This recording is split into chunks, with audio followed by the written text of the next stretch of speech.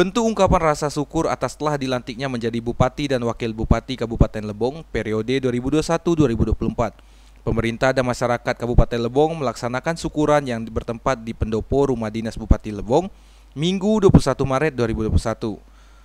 Turut hadir dalam acara ini yaitu Bupati Lebong, Wakil Bupati Lebong, Sekretaris Daerah, staf ahli, para asisten, OPD, camat, kades, tokoh agama, tokoh masyarakat, tokoh pemuda, TP, PKK, Dharma Wanita, serta perwakilan masyarakat.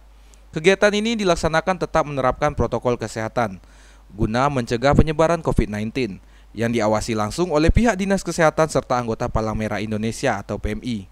Dengan rangkaian kegiatan syukuran ini, Bupati dan Wakil Bupati Lebong menyampaikan ucapan terima kasih kepada seluruh masyarakat atas terpilihnya menjadi Bupati dan Wakil Bupati Lebong. Selain itu, masyarakat juga sangat berharap setelah menjadi Bupati dan Wakil Bupati Kabupaten Lebong mampu membawa Lebong menjadi yang baik dan sejahtera maju bersama.